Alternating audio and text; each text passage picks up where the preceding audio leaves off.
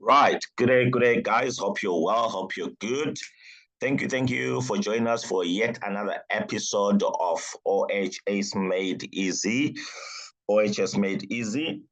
It's always a pleasure just to talk to you on things to do with occupational health and safety. It's a topic, it's a subject, it's a career I'm passionate about. I am excited about and which I love so much. So we just want to jump on and look at the topic for today, which is an overview of the safety file part 2. Yesterday we did part 1. And today we are doing part 2. That's what we're continuing to do. Right. Let's go. In yesterday's part 1, we looked at the first 13 elements, of a safety file, and I covered from safety policies to emergency aspects to, all sorts. Look at episode 4 and just get an overview of that, and you'll see what we covered. Now, maybe you're asking, am I getting all this information? Well, I wrote a book called A Practical Guide to Occupational Health and Safety Implementation, a practical guide, where I was just looking at, I think it was a 200-page book, 200-page A5 book, which covers literally almost everything. Of course, it's not exhaustive, but it covers quite a lot in terms of what one has to do in terms of occupational health and safety. So in terms of content for this podcast, I've got literally, when I was checking, I have got 122 episodes, which I'll do just extracting them from the book which I wrote. 122 episodes. So it's not even a headache to do the content because I did the work way long back.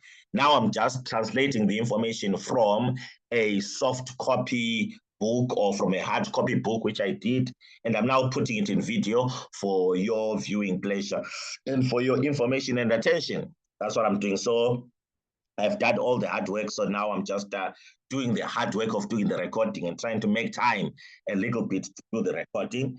And I just do it on the go. Wherever I am, if I get a few minutes, I just set up, do the slides a bit. Because I'm into training, it doesn't take me 10 minutes to do slides for a 30-minute talk. So I just do this fast and quick. So it's just to say there that I get this information from a book which I wrote. And if you want a soft copy of the book, just drop me an email. And once I find time every week, I just send through to the guys who would have requested. But otherwise, right, let's jump in. We are looking at an overview of the safety file. Like I said yesterday, colleagues, this is an overview. I'm not going into in-depth. I'm not going deep into each element of a safety file, but this is to help someone probably who is a novice, someone who's still new, or someone who wants to just refresh their memory and refresh their knowledge of the safety file. That's what these 2 episodes are about. And remember, the goal of learning is to learn and relearn. Learn and relearn. So sometimes you are learning, sometimes you are unlearning, sometimes you are relearning something which you learned long back and then use it for the workplace. Right, let's start. I'm looking at the overview. Yesterday I looked at 13 elements. Let's go and look at the 14th right up to 30 quickly and fast and just as an overview. Your 14th aspect of your safety file is legal appointments. Obviously, all safety files will need legal appointments. You have to appoint first aiders, appoint firefighters, appoint construction manager, appoint construction supervisor, appoint incident investigator, appoint fall protection planner, appoint. So legal appointments are needed in your safety file, and they must be signed by the 16.1 or 16.2. They are the ones who appoint people in different roles. And we need the 16.1, 16.2 to sign, and we need the person being appointed to sign the appointment letter as well. And those ones are there. And when you do safety file compilation training with me, I give you all those templates. I think there are about 89 different appointments as per Occupational Health and Safety Act. We give you those templates. So appointments have to be done. Number 15, inspection checklist. In every safety file, you must have an inspection checklist. And you print out those checklists, you put the log of the client, and you make sure that they are there.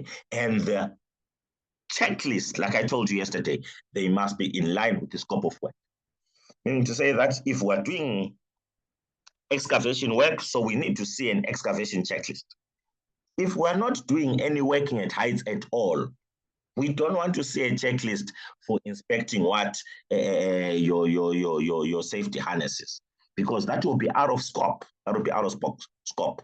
So all your checklists, they must be in line with the scope of work. Next, PPE issue register, your driven machinery regulations, as well as your environmental regulations, electrical machinery regulations, I mean to say, Section 3, and driven machinery regulations, Section 8, speaks of what? PPE.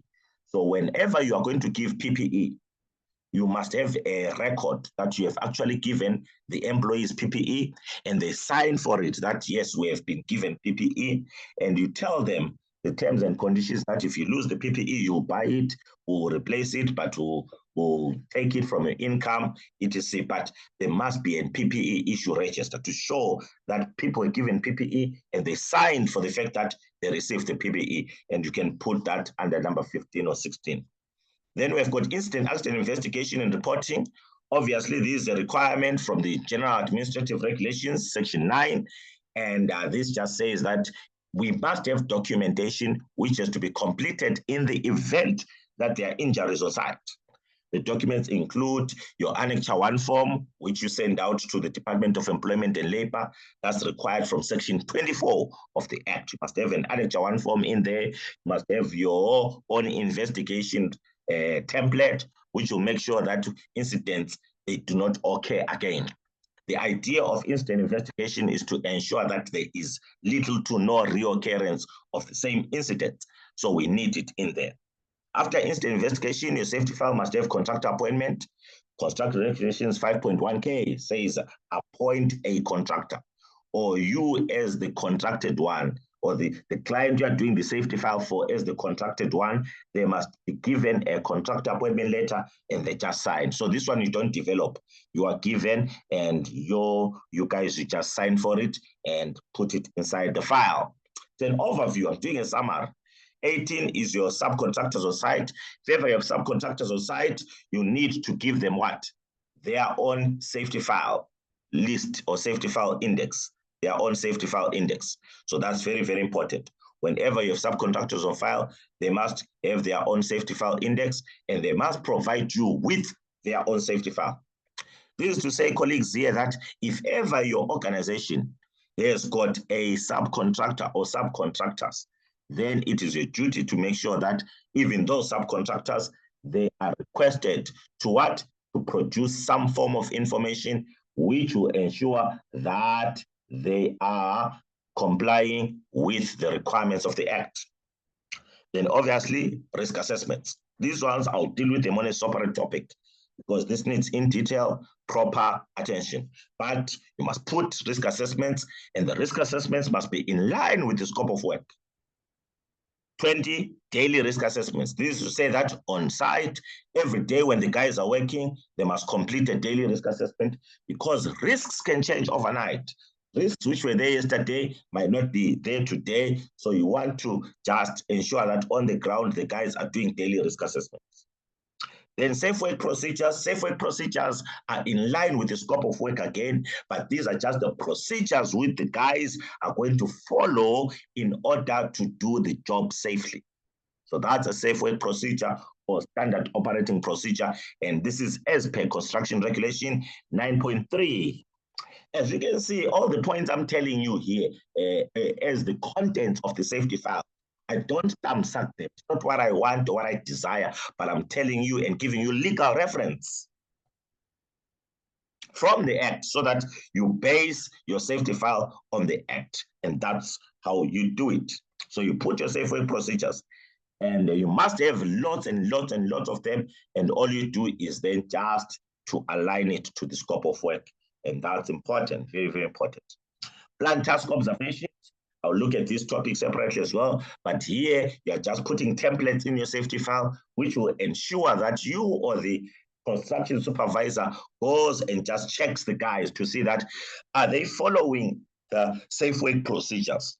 So your plan task observation is just a tool which is used to confirm if the safe work procedure is being followed by the guys on the ground. That's important. 23, inside your safety file is your medical certificates.